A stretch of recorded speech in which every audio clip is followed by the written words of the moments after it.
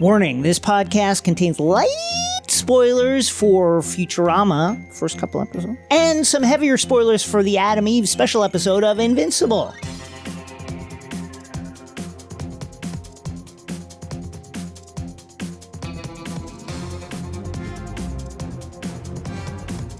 Hello, my name is Jason Concepcion. And I'm Rosie Knight. And welcome to X-Ray Vision, the Crooked Media podcast, where we dive deep into your favorite shows, movies, comics, and pop culture. In this episode, in the previously on, we are talking about Loki Season 2's trailer from the Struck Disney Corporation. Save us, Loki. Season 2, you're our only hope. You're our only hope. In the airlock, it's animated TV time, including the surprise Invincible Season 2 0 episode about Adam Eve, which was delightful, and the amazing Futurama Season 11 with Cody Ziegler. Futurama's back! It's back, baby! In Nerd Out, a comics recommendation question. And, as I mentioned, we are joined today by Cody Ziegler. Hey. Hey, Zig, How's it how are going? you? I am good. I am fresh off of picking the Struck Company Disney this afternoon. And even though the humidity is out, everyone is also still out. It was the first time I've been there since SAG has joined the fold. Not unlike the rest of the Avengers are joining Captain America at the end of On your Endgame. left. Yeah.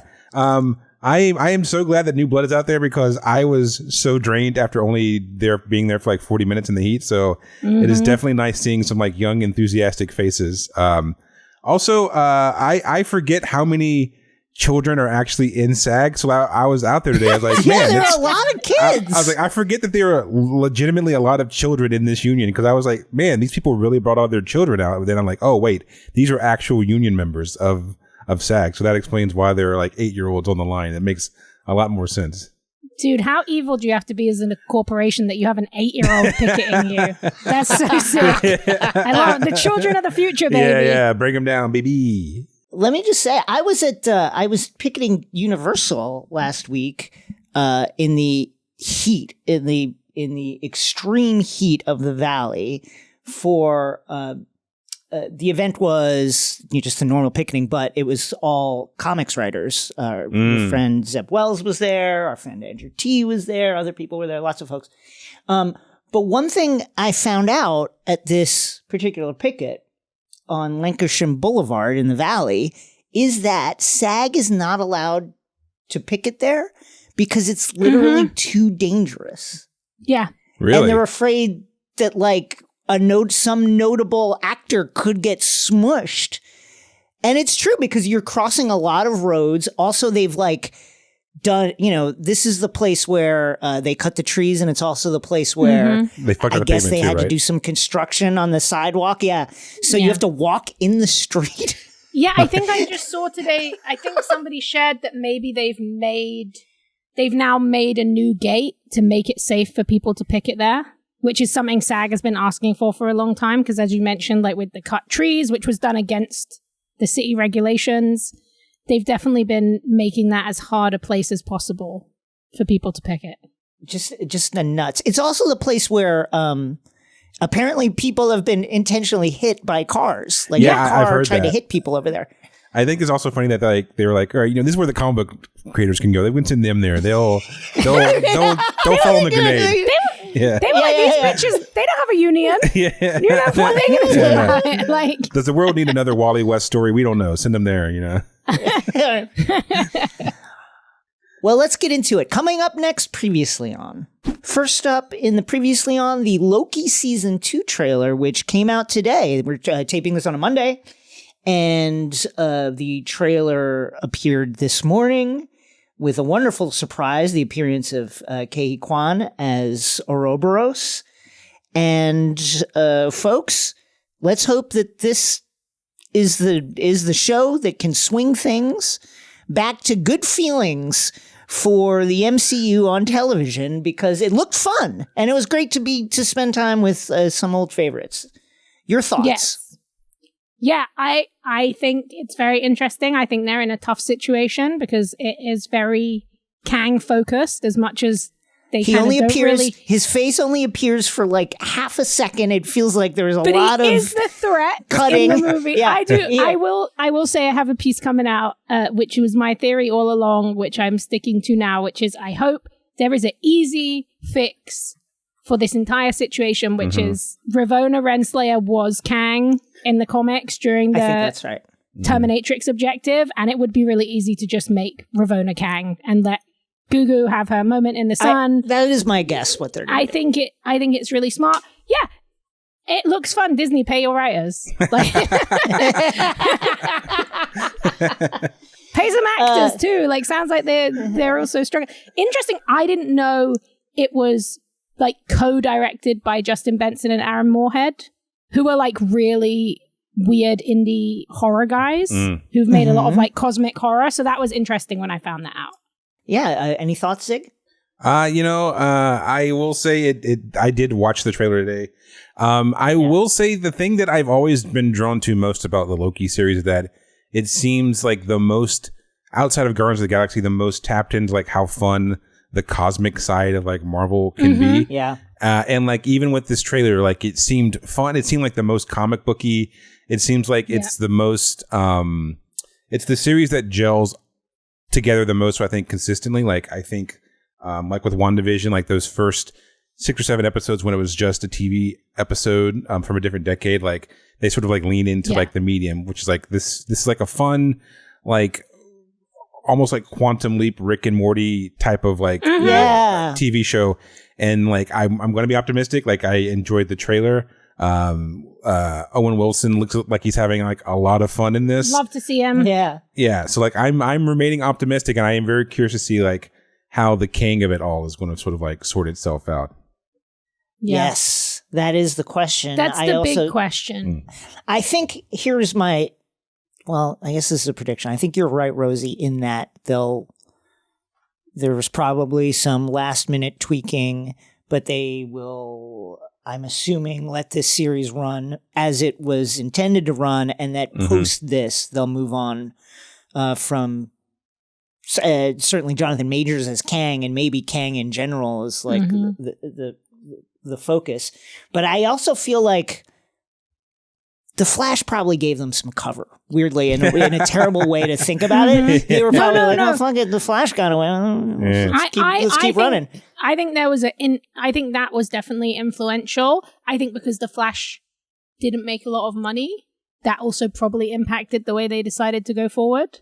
Like, it was released, but it wasn't a hit, you know? Yeah. So I'm interested to see how that influences them. Also, I do need to say something I find very interesting about this is like, so this is very, like you're saying, Zig, like the Rick and Morty of it all. So Loki seems to be in this situation where he's like time slipping, they call it, where he kind of can't control where he's going. Yeah. That's very similar to the conceit of the Marvels, where they keep switching between time and space. I am unsure whether that is going to be connected or whether it's just a total coincidence. Because at this, I would have before been like, this is obviously there's some kind of cosmic entanglement. But nowadays, I'm just interested to see how that plays out because it seems very similar, but it looks fun. I like that kind of stuff. I like that. Also, you know, the conceit of Marvel is that they are not afraid to recast anyone, no matter how many movies you've been in. So like, also with the added benefit of like, you know, there's an infinite number of kings. So like, you know, all of a sudden we're going to go to a king from Earth 37 QB. He's like, looks a little different than maybe the other kings we've seen. So like, I think they had that natural out. There's times in the comics where Kang is like more of a mantle. Yeah. Like that different people from different Earths have, you know? So I think, there's lots of space. That will be very interesting. Only 6 episodes. So that will be interesting to see how it goes down. I think, what is it, October 6th, I believe, yeah. Some good chilling time from now to then, and hopefully it can come in with a bang, and hopefully everyone who worked on it got paid on time. You know, that didn't happen with some of the Secret Invasion folks, as we heard Kat Vasco saying on the picket line. So, oh my God. Yeah. Wait, hold on. Let's talk about this before I missed we that. move on. Hold on. Yeah, catch me up. Yeah. Okay. So essentially, Kat Vasco, who was a co-producer, I believe, and a writer on Secret Invasion, said that Disney thought that if they paid people on time to work on MCU shows, they wouldn't be as eager to like work I'm going to hard. read the quote. I'm going to read the quote. Here it is. So this is, again, from Kat Vasco, as told to The Wrap. And here is the quote. Quote, their explanation was, and this is about writers getting paid on time, which is a continual issue, whether it's the WGA, SAG. Getting your money is a multi-week, multi-month process. There are things in the contracts that stipulate you have to be paid according to a certain timetable, and honestly, the AMPTP in the studios just ignore it, and they ignore it brazenly. And they've always said they're going to keep ignoring it. Yeah. They've been they're quite going to honest keep about ignoring it. Yeah. They've been very, very, very straightforward about the fact that they are not going to adhere to any kind of payment deadlines. Anyway, here is Kat Vasco to The Wrap. Quote, their explanation, the AMPTP, was then we wouldn't be incentivized to work as hard. It's insulting to hear with the amount of work that we already do for free. So Kat essentially saying that what she got from a conversation one would surmise from some Disney exec was that the reason we can't pay you is because then you guys are just going to go and play Fortnite and not be like just going to hungry buy for some the rent. food and be relaxing Hungry on for your the rent sofa. money. Yeah. And listen, I'm sure Deranged. that if you could get this exec on the record, they say, well, that's not what I meant at all. I just meant that. Yeah, I didn't mean that. What are you talking about? I didn't mean that. I didn't Must mean have been that. some other That's exec. not taken out of context. Yeah. Yeah, that's not what I'm talking about. You That know, was we my all do this. friend. Yeah. I was trying to say I understand how much the writers love the work. They do it for the passion of the work. You understand? They do it for the creativity. Like David Zaslav said, we all love it. That's why we'll get back to work for the love of making things. I love being in a room for 8 to 10 hours a day, not getting paid. It's great. It's great. I love wondering doing, where the money's coming from. Yeah. So you're emailing your rep saying, "Hey, can you bug them again?" Yeah. So Hey, it's been a can I month. pay my rent? Yeah. I'm like, this is one of the reasons I was happy to see the comic book writers pick it, because like this is a similar thing in comics. I love to write a script to a specific commission and then be told that the commission has changed and have to rewrite it for free. And that happens a lot. Yeah. Oh, actually, now this character can't be involved, or this character can't do that. So can you rewrite it? And no, your contract that you signed does not, a work for hire contract, give you money for rewrites. Like the amount of free work people are already doing in creative industries is like, people don't even realize how much of what you do is free. Yeah. Yes. Now that I think about it, I think it took me a month to get my first She-Hulk paycheck. Now that I think about it, like I just went back to my emails to look when my start date was and when my first actual check was, and it was 30 days to the actual time that I started. So good to see that the tradition continues. Yes.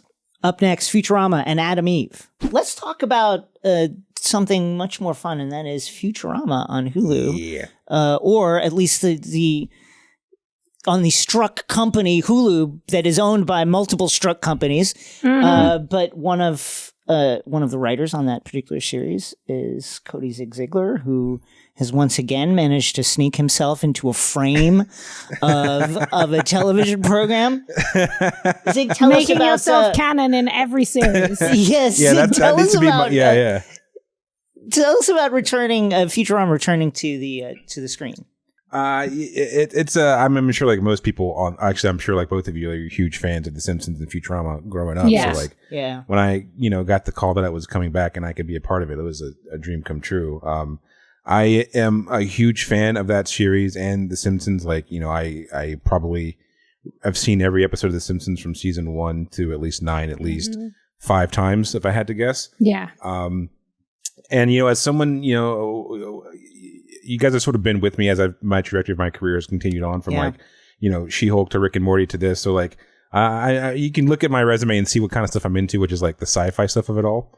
But like one thing that I thought really sort of stuck out with the Futurama writers in particular, show ran by David X. Cohen, super, super, super funny, talented guy, is that they really are like a nerd's nerd. Like it's the only show I've worked on where like multiple people in the room had PhDs and they would spend 30 to 40 minutes a day trying to make a joke about a very specific math theorem that would be on the back of a chalkboard that I just couldn't understand. Okay. They were really passionate about.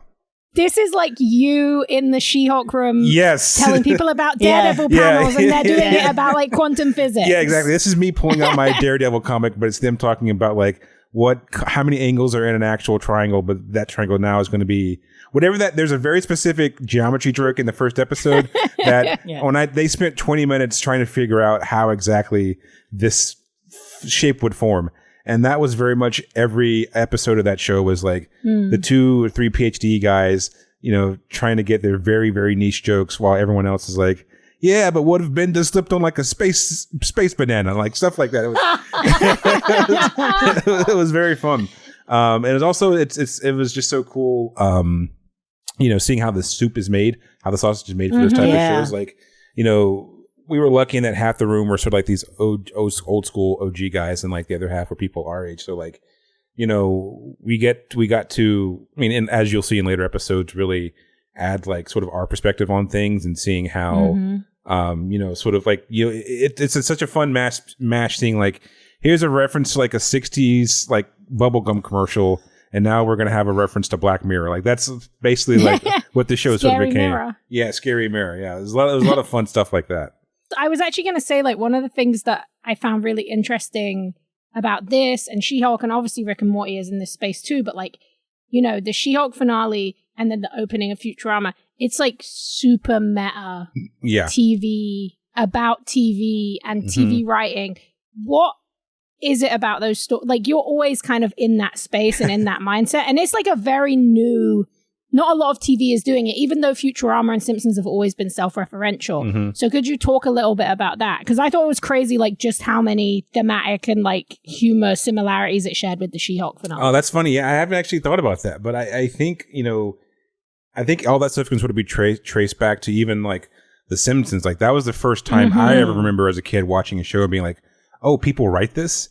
Like people, like not even like just one person, it's like multiple people. Like I think there's actually like an early Simpsons episode where Bart and Lisa become like a writing team and they write for like Itchy and Scratchy and they make Grandpa Simpson be the actual adult. But like there's even like a running riff in that between like Harvard writers and like Yale writers and like a beef that I didn't know this thing that existed. So like I definitely think that was like sort of the early genesis of that is like seeing these sort of behind the scenes, very, very, very niche jokes for like a very, for a job where even now there are only like 10,000 members of the WJ, something like that. Like it's a joke for not a lot of people, but like that was the first show I remember watching and being like, oh, writers are like things that exist. And also The Simpsons make a point of like at least once a season making fun of television writers. And, Futurama was lucky in that we had, Patrick Verone, who was like the previous WJ president. So like, he's the one that actually has the line in the show that like, I died doing what I hated. Like, I think that's just like a time honored tradition that I was lucky enough to stumble onto, Like, how far into the process would you be before you start to see like visuals? You start to see any kind of, generated stuff to let you know like what the scenes might be looking like. This is, I will say, first of all, it's all we had a cast and crew screening like maybe 2 weeks ago, and one of the animation directors gave a really lovely speech. But at the end of it, he was like, "Our job is to see a script and be like, this is impossible," and then I have a conversation with David X. Conan being like, "Is it that impossible?" And then we have to make it possible. So we honestly saw no visuals. It was pretty much everything that we wrote was like basically what would make it into it. And there was another running joke that they would always have. It was like the 4 worst words you never wanted to hear, which is we need sign jokes. So like anytime you see like a product or like a sign or a billboard, we would spend half a day making like 15 different alts of what that joke could be. And then we email them and then they would pick the best one. So like it truly was like you'd read a script and like they would be like, there's a tumbleweed that blows by, and on the background there's a sign that says like this. So like it truly is like you see how much work the writers put into it, but then also how it's sort of hand in hand with like the animation team. Rough Draft was the animation studio. They've been the animation studio for Futurama for forever. But like a lot of it is just like off the dome from like that writers, and then you'll sort of get like some more fun stuff when you get like animatics back. Like you'll see sort of like the artistry that the artists bring to it as far as like jokes. Like well, this episode hasn't come out, so I can't say it. But like, there's just some stuff that they add to it that's like it was not a joke, but that was written down, but they added like a nice, fun visual joke. So it was really cool seeing the stages from like the animatics to like the colored version to like the stick figure versions, and seeing like it actually comes like a full fledged thing. And now watching it on the Struck Company Hulu, who will not pay the writers decent wages, but they should. You posted 2 screenshots recently on your account on the social media platform now called X. And we see from these screenshots that you've done it again. You've managed to get yourself into a frame of Futurama, much as you appeared on screen in the She-Hulk television program. How do you do it? How do you keep doing it? And how did you do it this time?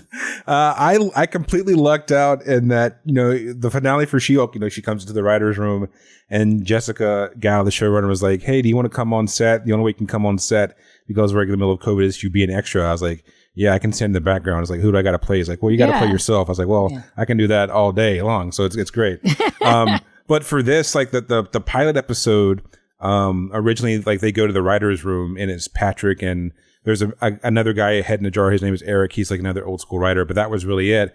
And then, we were like, we had got like an animatic version in, like, which is like the black and white version. And then David was like, hey, new writers, can you just like send a couple of pictures of yourself to the staff? If you guys want to be in the TV show, if not, you don't have to. And like immediately I made like a folder with like all my references for pictures and stuff. Like if you notice, like if you, I'm sure Jason has seen it, but like the blue sweatshirt that I have is just my LA sweatshirt that I wear all the time. Like there's a gold chain. Like that's my, it's like people at home can't see it, but it's my Black Panther chain. It's the exact same chain I wear in the She-Hulk episode. Like it's truly just like, hey, just send a bunch of pictures and like we'll make a Simpsons / Futurama version of you, which is like honestly like that was the dream. Like I've always wanted to be like in like one of these cartoons. So like sitting that off, and like a month later I got back like a little picture of me next to Fry as like a scale thing, and like my only note was like, fun. Can you make me taller than Fry? That's all. That's the only note that I had. So like, I would like to get a 3-peat. After the strike is settled and we're paid some livable wages, like I would love to continue the trend of weaseling my way into a cameo into a show that I'm working on. Yeah, that's also. So, are you now ready to be killed off in a future show? Because that's like the joy of, I always think about Grant Morrison, who obviously famously put themselves into Animal Man, and then like years later someone in DC Universe was just like, we're killing him. Like Grant exists in this universe, so now they're a character. So are you ready for your likeness to be used in nefarious ways in future episodes? I welcome my animated death.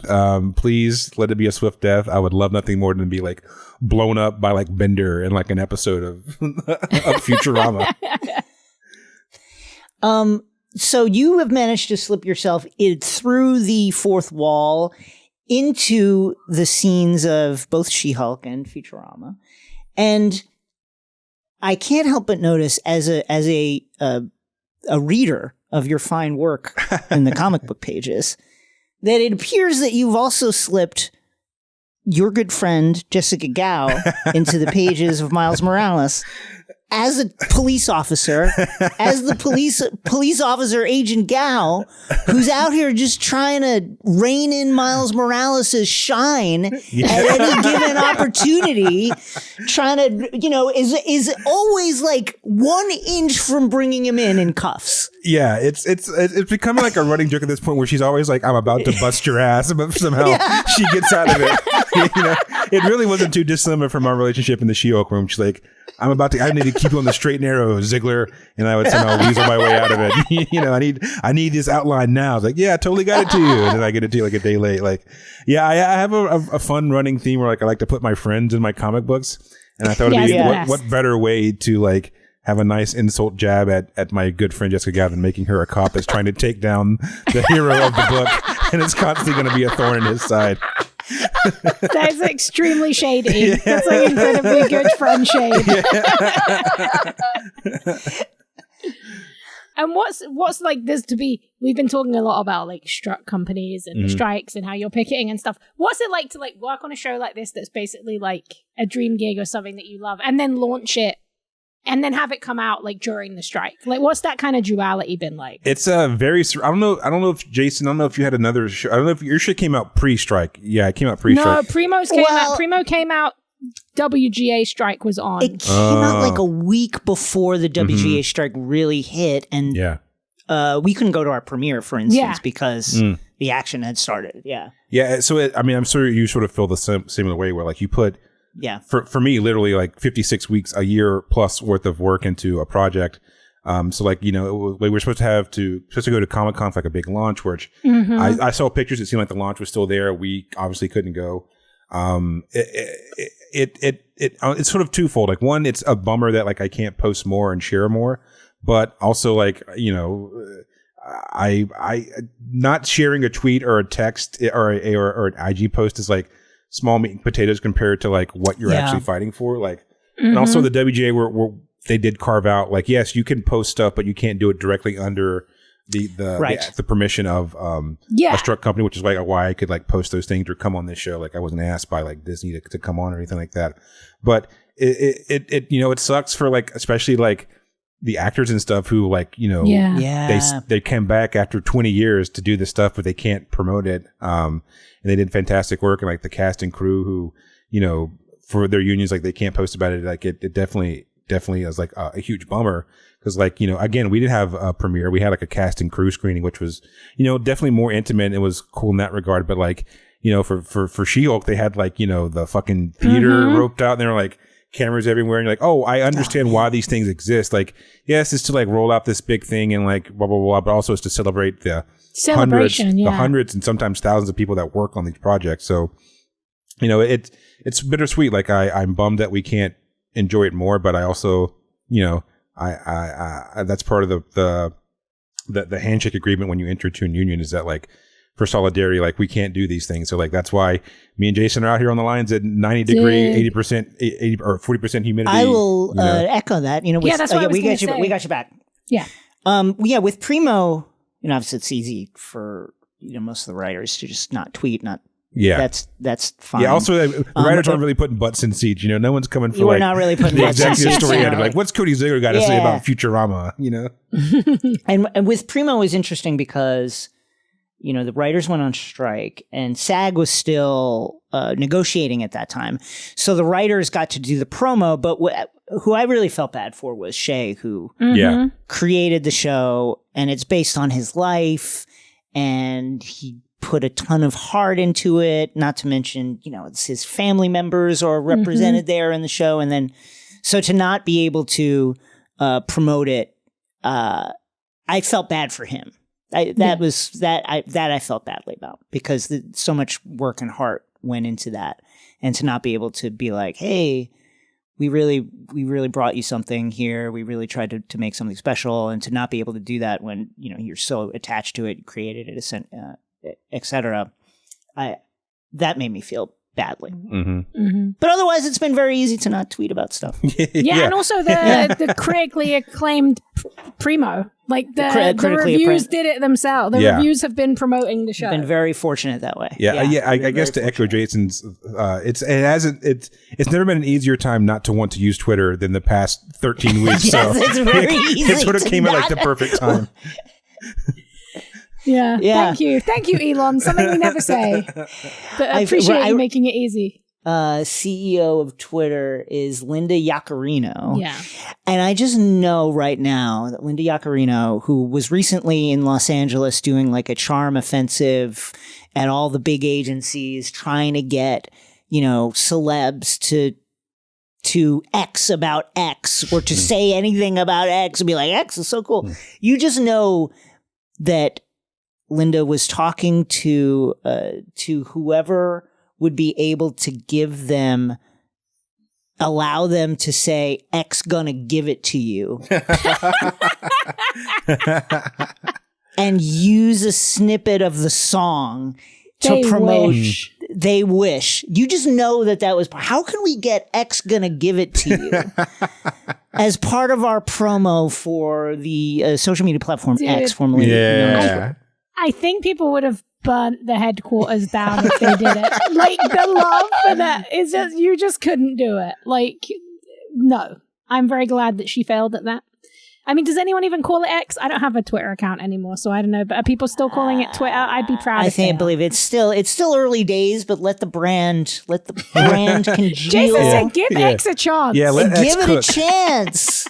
Let it cook, folks. Yeah. Let it give it a shot. I mean, this is not. I'm sure plenty of people have had this take already, but like, it just seems it's so comic. Like, it's just like, where's Charles Xavier at? Like, this is like, it's literally such an easy 1-to-1 with like comic book, and like the reality of like this does not make sense in like reality. Like, naming a company actually seems so cartoonishly nefarious that it's hard to like defy.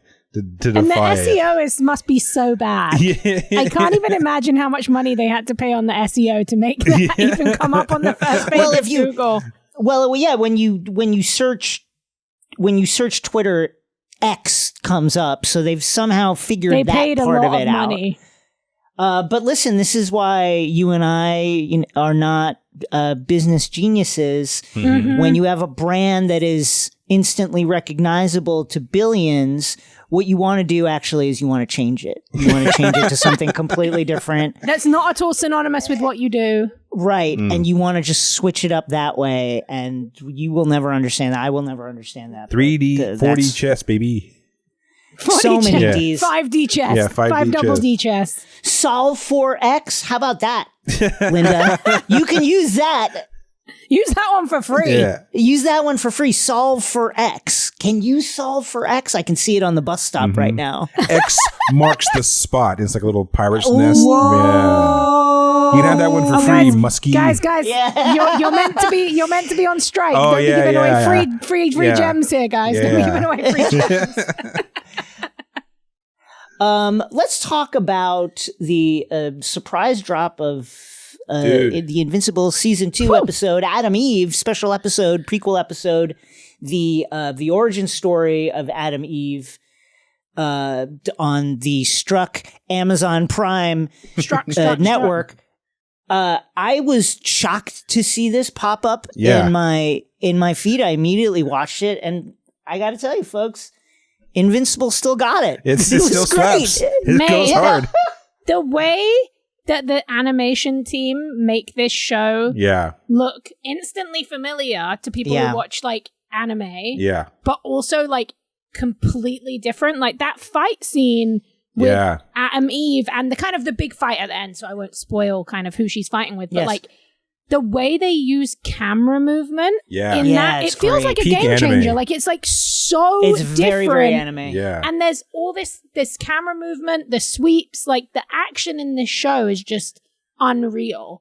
And it's Yeah. nice to see them, she still has a very Invincible backstory, very depressing and violent because that's the nature of Invincible, but it's nice to see her get a little bit of character work here. Like I could see them do this for most of the characters in Invincible, and I would love to see it. Yeah, I kept thinking that like I could just watch a series of just these off characters that Yes. I Yeah. guess Adam Eve gets a little bit, I guess she gets more work than a lot of them, but like I could watch like a Monster Girl like mini Exactly. movie Yeah. or whatever. I could watch Rexplode's like origin story. Like I could watch any of those, or even like I don't want to spoil it, but like the like I'm really excited to see, like, for those who have read the Invincible comics, like for me, for my money, like the ending coda for like the ending like 20-30 pages of Invincible were like, to me, is like probably the best ending to any superhero comic I've ever read ever. Yes. And like I could fully just It's watch the best Kirkman. It's Yeah. so Yeah, it's just, absolutely the It's best. the absolute best Kirkman. it's like you can't beat it. Like I could watch fully just 2 hours of that coda. Like I could just watch that in forever. But I think that it's like one of the craziest things too is like, you have two iconic, you have Cory Walker, you have Ryan Otley, yeah? Mm-hmm. And Yeah. like the way that they translate, like this looks like an captured the Invincible look. comic, Yeah. but Yes. it doesn't Yeah. look like, but it also looks like the best of the DCAU, Yeah. but it also looks like anime, or like especially, it's so visually pleasing. Like I understand why when they surprise dropped this, like everyone lost their shit, because Yeah. it also is like, it still has all the things people like about Invincible. Yes. There's by the time you get to the end, there's some really horrific shit going down. Yeah. Like, and they really do some grotesque stuff, but it has that heart, it has that punch, and then you get this really fun, like, what's Mark been up to stinger at the end that also somehow manages to really hit, even though it's just like, it's mostly a bit, but the end has this like little heft. Yeah, I just thought this was so good, and obviously surprised dropping it probably because of the strike, just to bring it up again. Like, let's be real, they couldn't have people out there promoting this, but like it was really good, and I hope people got paid. I mean, that first Invincible season blew my mind because if I'm not mistaken, that was Amazon and Skybound essentially creating like an animation studio. I could see that. I think that it was like more like produced by them, and the idea was to keep making other animated stuff, and it's just like so it's wonderful, good visually. Like there's no one else right now is making superhero animation that compares to this. It does something really great, which is, and The Boys does this too, and I think, you know, whether consciously or unconsciously, Struck Company, Amazon Prime Studios, has kind of backed into a brand with regards to its superhero stuff, which is this kind of deconstruction of Superman, of superheroes. And the great thing about Invincible, what I loved about season 1, and it's right there front and center in the Adam Eve prequel, is that on the one hand, they are deconstructing the myths, right? And showing you the kind of like brutality and the very creaky, like, moral standing of superheroes, but also they're giving you the magic of what is great about like capes in general. Like it's like, I mean, this prequel is all about a girl wanting to be special, wanting to find that thing that is special about her. And then that classic comic book thing of you get the thing that makes you special and then you are rejected for it. And that it's is very just Peter Parker. It is, and it is endlessly emotionally impactful. For at least for me, that is the thing that keeps me coming back to comic. Like when I get a whiff of that, when I get like a hint of that kind of friction, that emotional like impact in a story, I'm like, oh yeah, this is what I felt like. Originally. Reading comics as a kid, and this prequel does it, and it does it on multiple levels too. It's not just like Adam Eve getting rejected when she shows a friend like what is special. Sorry to spoil. I think it's a light spoiler. Light spoiler, but then you also get that dichotomy of what happens when the hero is aesthetically beautiful as compared to the kind of more monstrous villain and what happens when that villain is warped by the fact that they are rejected by society because they don't look like everybody else. Like, it's just like really good comic book stuff, even though they are it's simultaneously like tearing apart the tropes of comic book stuff. They're also giving you the tropes in equal measure, and it just is really good. Yeah, I think something they did really well in the first season that they echo here in like a different way is kind of like the relationship between like Mark and his dad is revealed to be like a very abusive relationship in like its own way. And that was really interestingly done in the first season. But the way they dealt with that here with like Eve Adams' dad and the way he's like kind of emotionally abusive and neglectful, there were like these moments that just absolutely broke me. Like there's a moment where she's late for her own birthday and he's already eaten a slice of her cake. And that bit just like, she just says it. She's like, you ate my cake. And it says so much. And they do such a good job of bothering to add nuance and detail and emotional backstory in a way that a lot of other superhero TV doesn't get the time to, but we do get the time to do in comics. Like Invincible is so big. It went on for so long. So there's lots of space for nuance and conversation about emotions. We often don't get that when you're stripping it down for TV, but I feel like in this special especially, they expanded on something they were already doing really well in the first season with these tiny moments that just hit like super hard. Yeah, this show's really cracked the balance between the superhero big punching people through walls stuff, but like you really care about the family dynamics. Like anytime you see an exterior of a house and you go on your side, you're about to have your fucking heart ripped open. Oh, dude, it is. That's a great point. It is not. You would think, I just watched someone get their head torn off in a crazy fight scene, and now we're heading to the a scene of domestic quietude. That's not it. Like, I almost clench up more when I see the exterior of the house because you just know it's going to be an emotional battlefield in there. Absolutely. The scene where Eve shows her powers to her friend, and then her friend is just like so freaked out, was just so sad to me. So sad. It's just they've done it again, folks. They've really done it again, and then the action is unbelievable. Like, that's the wildest thing, to have like action that feels groundbreaking and different for Western animation, but also to have emotional heft that actually makes you care about the characters is very impressive. The fight scene between what do they call it? Guardians of the Globes? Is that the Invincible? Yeah, the Guardians of the Globe and the Lizard Squadron. The Lizard Squadron, and like that scene is like, I've seen that fight 1,000 times in like in like the animated versions of Superman and all that stuff. But like even having the added edge of like at any moment Omni-Man could just fucking snap whoever could snap this Queen Lizard, whoever Tatiana Maslany plays a character, like at any moment he could like just snap her at half, and like seeing that subdued like quiet rage, knowing that he could do that at any moment, added such an extra texture of like fear and like stakes to these fights, when normally you'd be like, yeah, right, we caught the robbers, we saved the day, but like having that little bit of edge that the Invincible universe brings, I think also adds like a sort of like subtle tension to all these fight scenes. No, that's such a good point, because like by the end of Invincible season 1, you know the truth about Omni-Man. But when we start this, because it's a prequel, he is still in that like Superman-esque role. Yeah. So you have that dramatic irony of knowing who he really is, but seeing him positioned as like the hero in this fight, and then learning that he is directly connected to the origins of Atom Eve in some strange ways. Like, it's really smartly done, and you're right, it does add this level of like fear as you, the viewer, knowing what he can really do, whereas the world still thinks he's, the hero. Just an incredible and absolutely terrifying villain, Omni-Man. And I will say, in our Discord, there was kind of a conversation going the last couple of days about why can't people get Superman right? Why can't they figure out the tone?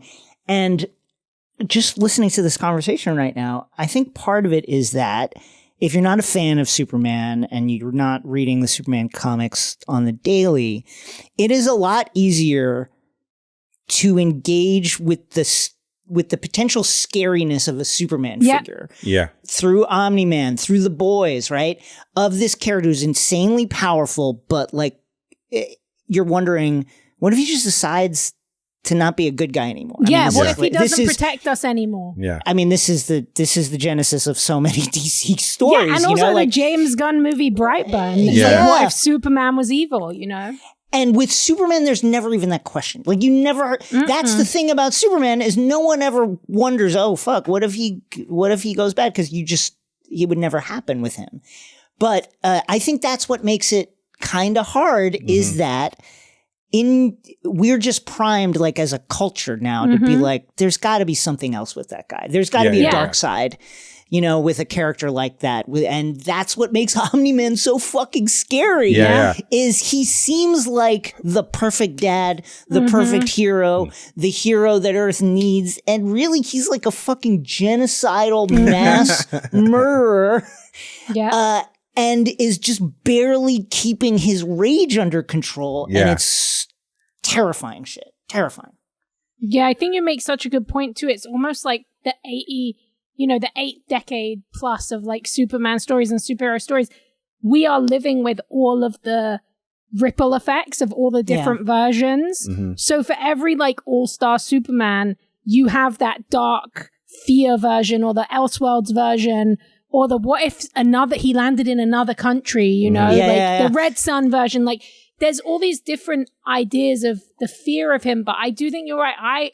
I still truly believe, like, Superman, he has a good mom, a good dad. They raised him right. They loved him. And he's just a really good person because of that. And also, can we give Ma Kent the props that she deserves? Because she is comics' most powerful graphic designer. She just designed that shit in her house. And that became like the iconography of the world, you know? Like, I know, it means hope. It's from Krypton, sure. But I believe Ma Kent is the world's greatest graphic designer. I agree with you.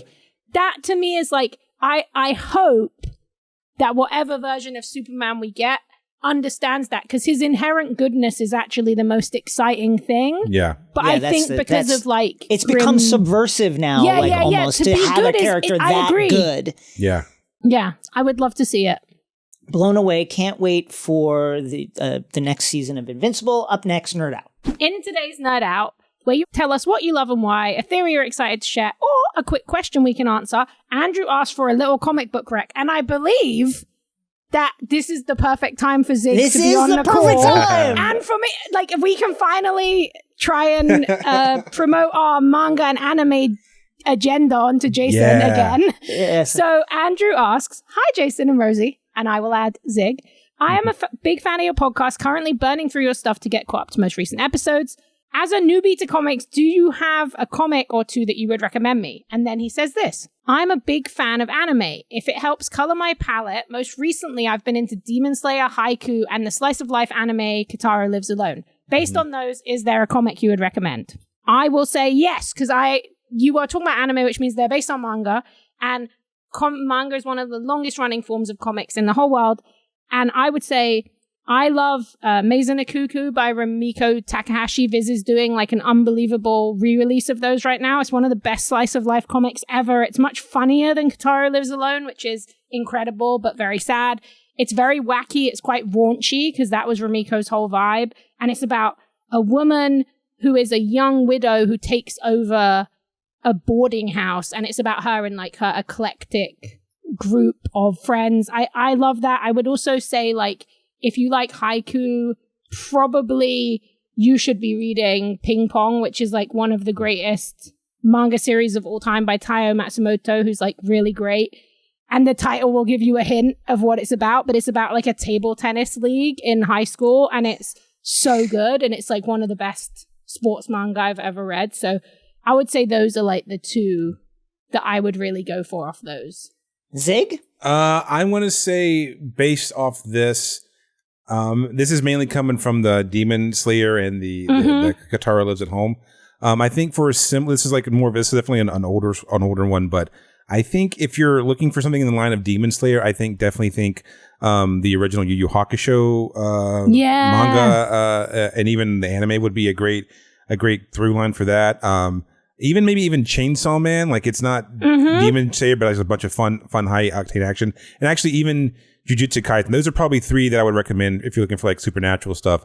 I think some fun like sort of elevated slice of life stuff is I think Spy Family is a very fun one to get into. Yeah, Spy Family's so great. And Sakamoto Days is another fun like slice of life with like a little bit of action added into it. Like I think those were pretty good places to start. Yeah, and you know what? We always talk about this one. Like, we've talked about it a lot because it's so great. But I think if you're looking for something that's like not anime or manga in that space, we talk a lot about Fantasy Sports by Sam Bosma, which is like so amazing. Yeah. And that's definitely in that sports manga influence space, but it's like a really different style. And the comics are beautiful. They're kind of huge, beautiful, hardcover. Like, they're really nice to just have in your house. I will also say Akira. Dark Horse has re-released them all. I'm rereading it from the beginning. And that is just like, every page you're just like, what the fuck was Otomo on? This is like one of the best. This is like one of the best things that's ever been made. So yeah, lots and lots of recommendations. Jason, is anything immediately jump to mind? I am just happy to be taking all of this in. I have just recently finished Akira, which I have on my shelf, and I absolutely love it. I echo the Sam Bosma drop, and I'm just taking notes, just like Andrew, hopefully, I would imagine is. Andrew, what a perfect episode to have your question answered. Can I slide in one more recommendation? Yeah. Yes, please. This is a comic book that is very heavily influenced by manga, but do a power bomb. Yes, that is such Daniel Warren Johnson. It's such a fun. It's just like pro wrestling in like another dimension, and everyone in that dimension doesn't know that wrestling is fake on Earth. So it's just that, and it's very, very fun. A recent Eisner winner. Yeah, won the Eisner this year. Yeah. Also, I will say, Jason, you are probably one of only like 5% of people on Earth who've actually read all of Akira. So congratulations to you. I'm hoping to be, now I have all the books I'm rereading, and I've never had like the last 16 issues because I have all the colored ones. Mm-hmm. So I'm like very excited to finally be able to fully read it all in order. So well done to you. 5%. Thank you, Andrew, so much. If you have any theories, fashions, or quick questions you want to share, hit us up xray@crooked.com. Instructions in the show notes. That's it for us. Rosie, Zig, any plugs? Zig, do you have anything to plug? Pay riders what they owe. Yes. Keep striking those companies, baby. And that, I guess, if you see them on the picket line, say what's up. Mm-hmm. Nice. Yes. Remember, we say it every week, but you can go to the picket lines. You can follow WGA in East, or you can follow WGA West, and you can see where the picket lines are. You can go and support. You can take people food and water, and you can donate to the Entertainment Community Fund. Also, I will say I do have a book that you can pre-order now. I did not write the whole book, but I wrote some entries in it. It's called The Screen Traveler's Guide, and it is very fun. It's like a travel guide for people who love movies, and it features all different kinds of incredible facts and stories about movies that you love. I got to cover some of my all-time favorite movies: Enter the Dragon, Crouching Tiger, Hidden Dragon, North by Northwest. I also got paid for the first time to write about Twilight, so I'm incredibly proud of that and happy. But it covers everything from like Star Wars to superheroes to classic movies to like Prey. I wrote about like the Predator franchise and Prey and where they filmed that. So it's really cool. There's a bunch of brilliant writers like Ty Gooden involved. So that's really fun. And if you love movies, they'll probably be a great thing. So you can pre-order that now. Catch the next episode of X-Ray Vision Friday, August 4th for a mailbag episode. Get send your those questions in. questions. Send us the questions. And you can watch full episodes of the podcast on YouTube. Also check out our Twitter @XRVPod and our Discord to hang out with loads of cool fans and talk about cool stuff like how they could get Superman right. 5-star ratings, 5-star reviews. We need them. We got to have them. You got to give them to us. Here's one from EW713. 5 stars for Jason and Rosie. I discovered Jason through the official House of the Dragon podcast. Thank you. And wanted more. This podcast has been such a delight. Jason and Rosie expertly follow, expand on, and complete so many of the TV series and movies that my family and I watch together. I love all the excitement and discussion they bring to each episode. Thank you so much, Thank you so EW713. much. See you next time. Bye.